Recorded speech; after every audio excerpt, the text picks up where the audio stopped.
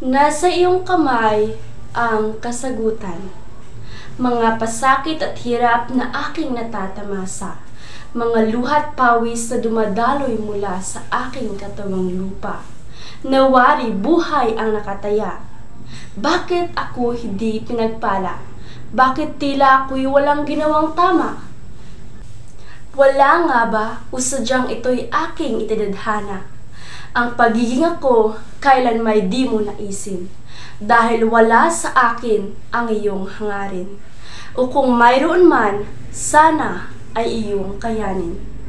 At kung ako ikaw, naway malimit na ipinagpala sa aking pang-araw-araw na pamumuhay.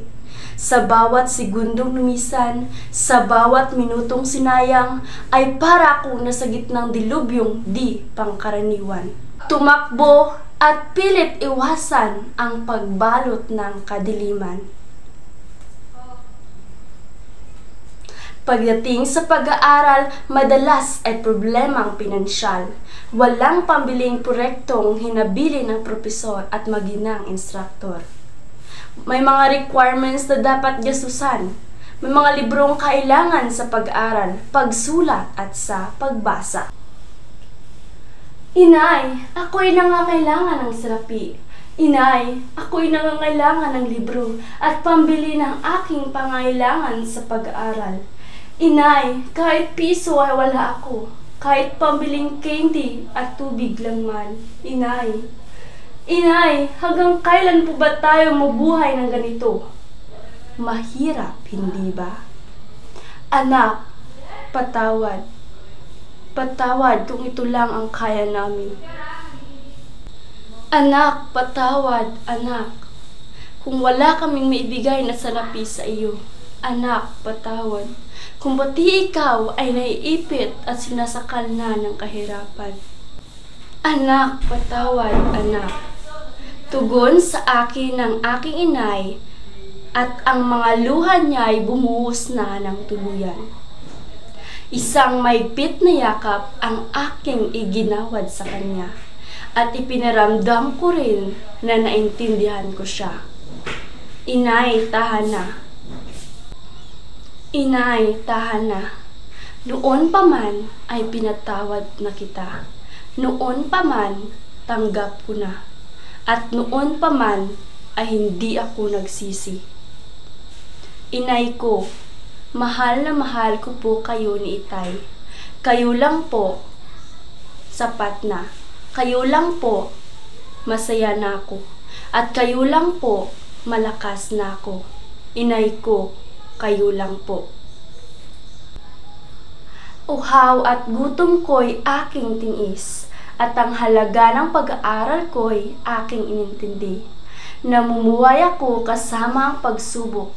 Pagsubok na akala ko'y walang katapusan.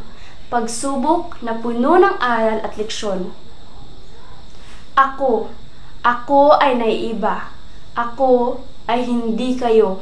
Ako ay hindi ikaw. Ako ay anak pawis, at ito'y ako. Mga pangangailangan na hindi ko makuha-kuha kahit anong paraan ang ginawa. Bakit? Bakit ako napunta sa ganitong sitwasyon? Kung pwede naman kayo, ikaw, at hindi ako. Hindi ako. Masakit ang katotohanang ako ang iyong pinili. Bakit? Bakit? Bakit? Nais kong ipaalam sa inyo ang aking pangalan at ipakilala ang aking pagkatao. Ako si Aya Herbosa, ang babaeng simple at mapangarap, ang babaeng puno ng problema at pagsubok, ang babaeng ang magulang ang kahinaan at kalikasan. Minsan na rin akong naisip na sumuko, pero ninais kong lumaban at labanin ang problemang aking kinakaharap. Ako'y nasa aming silid-aralan at hinintay ang aming profesor na iluwa mula sa pintuan. Nag-iisip ng mga posibleng mangyari sa oras na aking iniingatan. At kung titigan mo ang bawat isa sa amin, ako lamang ang nakakaawa. Ito'y kung iyong naisin. Suot ko ang uniformong luma na at bigay lamang ng isa sa mga kaibigan ng aking inay at ito'y dekada na rin ang lumipas. Halos kumupas na ang kulay.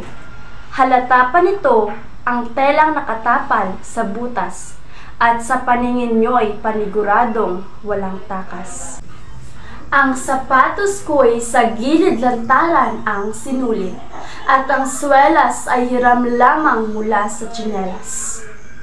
Ang tali nito'y gawa lamang mula sa taling napulot sa kalsada. Isama niyo pa ang bag ko'y gawa mula sa lumang sakong sakahan. At ang hawak kong lapis na pudpud na dapat ito'y ballpen.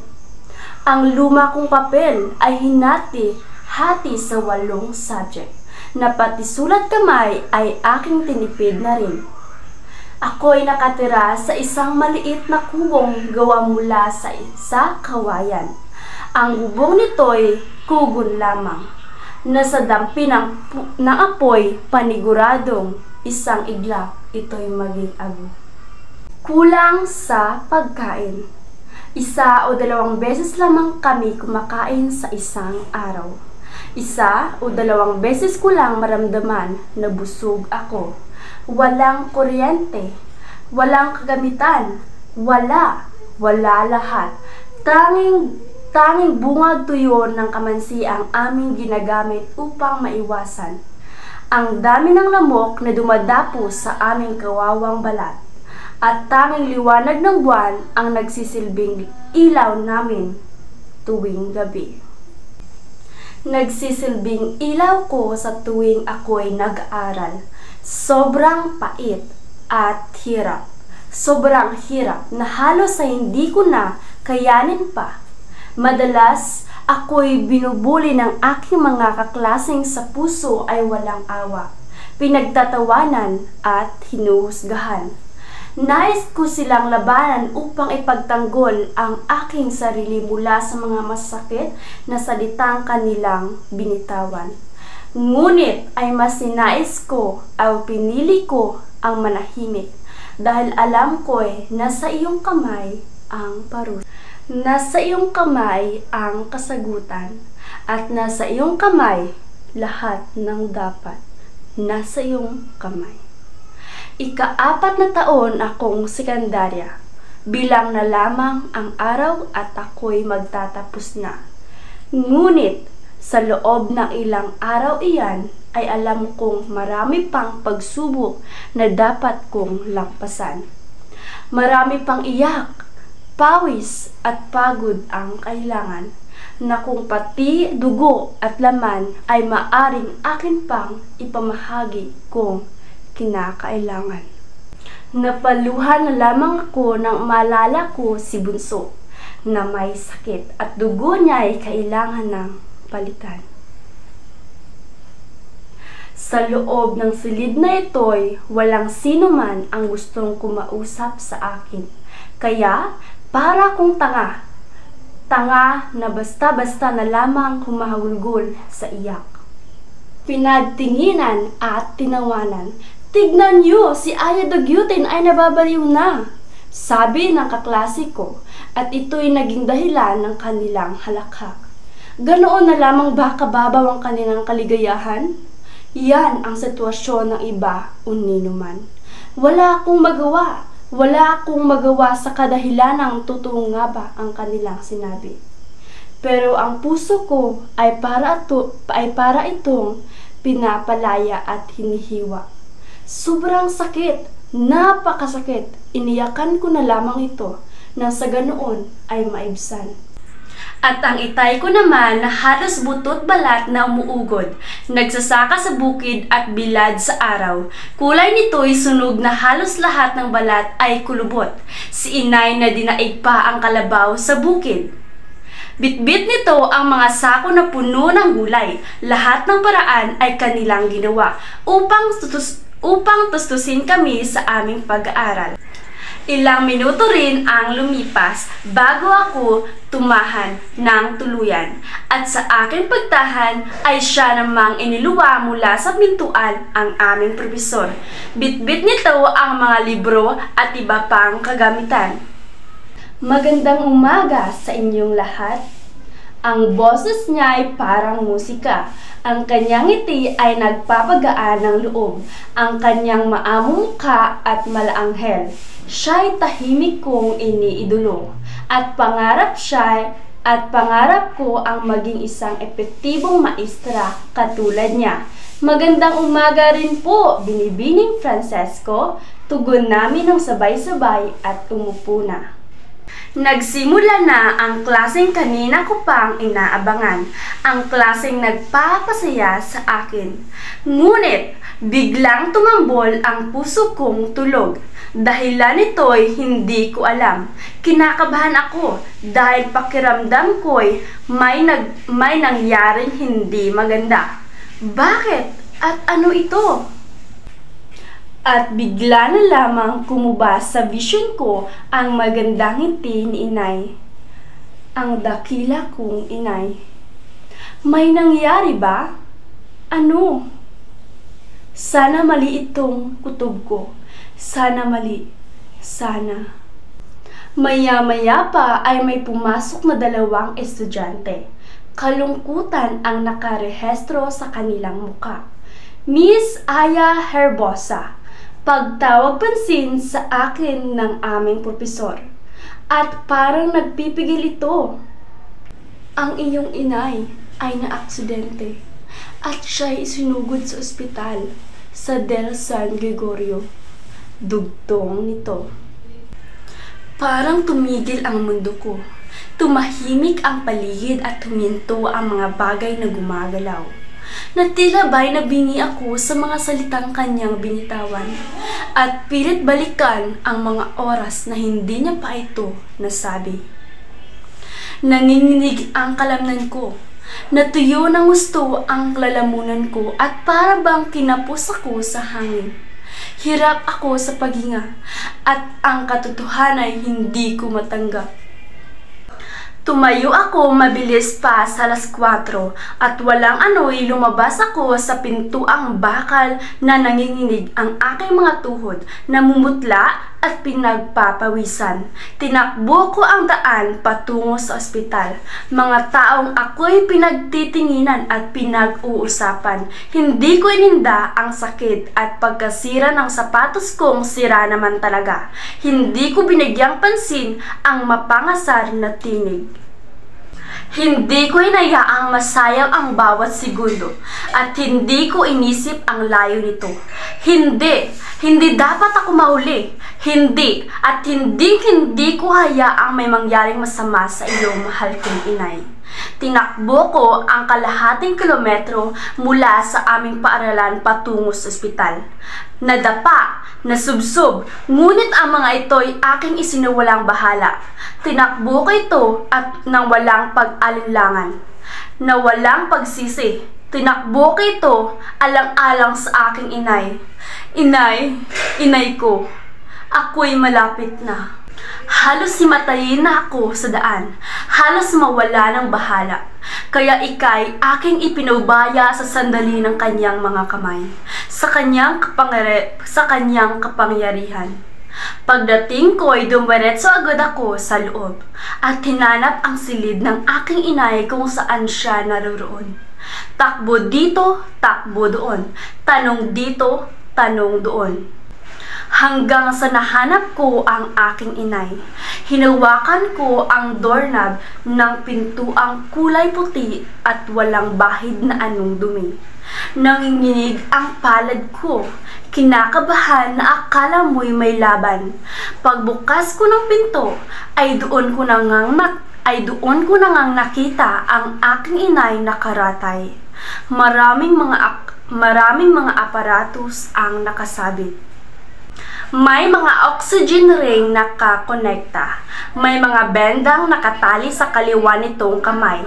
Sa paa, Sa tagiliran, maging sa ulo, may mga pasa at mga hiwa sa balat nito. At masasabi kong hindi isang simpleng aksidente ang kanyang natamo. Nilapitan ko ito at hinawakan ang magkabilang kamay. Ang mainit na likidong tuluyan na ngang bumuhos. Isama niyo pa ang lagkit ng pawis at ang pagod. At may mga sugat pa akong nakuha mula sa aking pagtakbo. May mga bahid ng dugo na aking lumang uniforme. At ang sapatos ko'y tuluyan na ngang bumigay. Inay! Inay! Gumising po kayo! Nandito na po ako! Inay, lumaban ka! At huwag kang sumuko, inay ko! Napahagulgol na lamang ako nang wala akong nakuhang sagot mula sa aking inay. Bakit? Bakit? Bakit ako pa? Bakit nangyari ito? At bakit sa akin pa? Sa pamilya namin? Halos maubusan na nga ako ng lakas. Maya-maya pa ay bumukas ang pinto ng silid na ito. Iniluwan ito ang ama kong pagod pa sa trabaho. Ang lungkot ng aura niya at maga ang mata. Nilapitan ko siya at niyakap ng mahigpit. Itay! Si inay! Sabi ko na sa tonong puno ng pag-asang maging maayos ang lahat. Anak, magtiwala tayo sa iyong inay at siya'y ating ipasakamay sa ating Panginoon at nasa kamay niya. Sabi sa akin ni Itay, at ang boses nito basag dahil sa emosyong hindi niya mapigilan. Minuto ang dumaan, ngunit wala kaming nakuhang senyales mula kay inay. Umingay ang machine kung saan makikita at masasabing buhay ang pasyente. Nataranta ang mga doktor at nurse sa loob ng silid. Ako na may pilit na lapitan si inay. Inay! Sigaw ko. Umiiyak na naman ako. Ang sakit na makitang nahihirapan ito. Para kung pinapatay ng unti-unti. Si Itay naman ay hindi na niya alam kung ano ang kanyang gagawin. Clear, sabi ng doktor, at may ginawa pa ito. Hindi ko masyadong makita kung ano iyon dahil pinalabas kami ng mga nurse. Mula sa labas ay makikita ko ang pagkawala ng bahala sa mga mukha ng doktor hanggang sa dumiretso na nga ng tuluyan ang lenyang nasa loob ng machine. Time of that 11:15 a.m. Inay! Sigaw ko at buong pwersang tinulak ang pinto. Inay ko, gumising ka, inay. Hindi mo kaming pwedeng iwan ng ganito. Inay, gumising ka na, inay. Matapang ka, hindi ba? Nay naman, huwag ngayon. Lumaban ka po, parang awa mo na, inay. Inay! Pilit ko siyang gisingin at inalog-alog. At kahit alam ko na sa sarili ko na patay na siya, pero pilit ko itong alisin sa isip ko at isipang buhay pa siya. Inay, gumising ka na po. Magtinda pa tayo ng gulay kina Aling Inday. Bibili pa tayo ng paborito nating sorbetes kay Tatang Selo. Inay, gumising ka. Humagulgol ako sa iyak at hindi ko inisip si Itay. Si Itay na may sakit sa puso. Akala ko yun na ang masakit na mangyayari sa buhay ko. Akala ko doon na matapos ang sakit. Akala ko wala nang higit pa.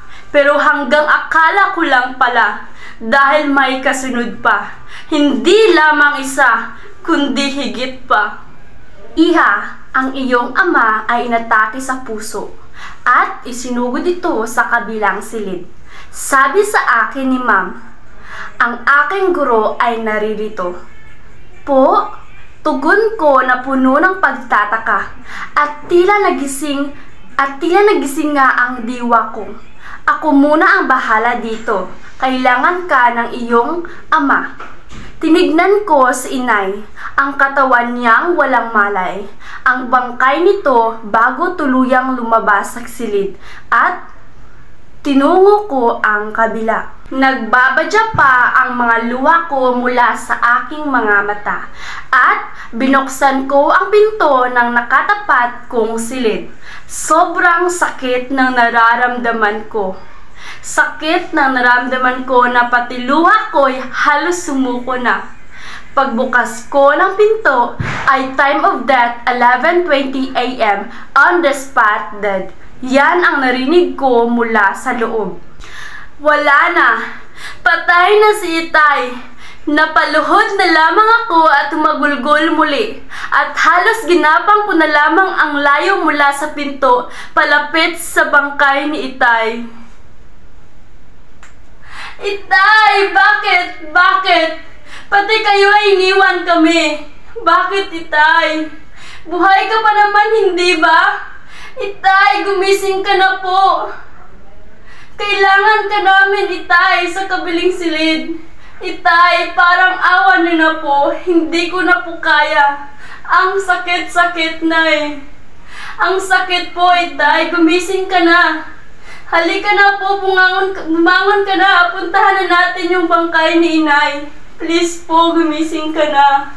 Itay, paano na ang medalyang makuha ko pagdating ng araw ng aking pagtatapos? Ang daya-daya niyo po, Itay. Halos lumabas na ang ngalangala ko sa kakaiyak at sigaw. Ngunit bigo. Bigo ako. Bigong-bigo. Paano na kami ni Bunso? Si Bunso na kailangan palitan ng dugo at operahan ng kidney. Si Bunso na walang kamalay-malay sa nangyari dahil ito'y nakaratay sa public hospital. Paano na? Anong gagawin ko? Inay! Tay! Sigaw ko habang pilit itong ibangon at mga luha ko'y patuloy na umaagos. Ang boses ko'y dumagundong sa loob ng silid at maaring sa labas. Inay! Itay! Pagod na ako. Panginoon ko, lakas ay kailangan ko. Kailangan kong magpakatatag alang-alang sa aking bunso. Panginoon ko, sila'y sa inyo aking ipasakamay. Nasa kamay niyo ang dahilan ng lahat. Nasa inyo ang mga kasagutang noon pa man ay ninais ko. Panginoon ko, bigyan mo ako ng lakas upang harapin ang pagsubok na ito. Panginoon ko, pagod na rin ako. Pero ayaw kong sumuko dahil marami ang umaasa sa akin. Marami sana po'y matulungan niyo ako. Lumipas ang ilang linggo ay sobra akong nasaktan. Nagluksa at dinanas ang hinagpis. Nailibing na ang mga bangkay ni Itay at Inay. Ang bunso ko naman ay hanggang ngayon nakaratay sa ospital. Para akong nakulong sa isang madilim na silid at pilit na harapin ang liwanag. Liwanag na siyang gagabay, liwanag na siyang nagpapalinaw ng lahat. At sa tulong ng aking iniidolong maestra ay naayos ko na ng kaunti ang aking sarili at nagpakatatag. Tatlong araw na lamang ang natitira mula ngayon. Ay araw na ng pagtatapos ko. At 4 na araw na lang din ang natitira upang operahan ang kidney ni Bunso at palitan ito ng bago. Ako ang nag-donate. Ako ang nag-donate ng buong puso dahil siya na lang ang meron ako. Siya na lang ang lakas ko. Siya na lang. Ngayon ay ang araw na aking pagtatapos. Ngayon ay ang araw na inyong pinakahihintay. Ngayon ay ang araw na aking pinangarap. Ngunit ang araw na ito ay hindi buo. Ang araw na ito ay kulang at hindi kumpleto. Ang araw na ito na dapat ay iyak dahil sa saya. Ngunit ito'y iyak dahil sa lungkot at sakit. Gusto kong talikuran ang Diyos. Gusto kong sisihin ang Diyos. Gusto kong isumpa ang Diyos. Dahil kinuha niya sa akin ang kayamanan ko, ang lakas ko, ang mga magulang ko. Gustong gusto ko na ang kalimutan at alisin ang Panginoon sa aking puso't isipan, maging sa aking kaluluwa. Pero tanda ko pa yang mga salitang binitawan ng aking itay bago lumisan. Anak, magtiwala tayo sa inyong inay at siya'y ating ipasakamay sa ating Panginoon. At nasa kamay niya, tandang-tanda ko pa ang basag nitong boses dulot ng iyak. Tandang-tanda ko pa ang init at higpit ng yakap niya. Tandang-tanda ko pa.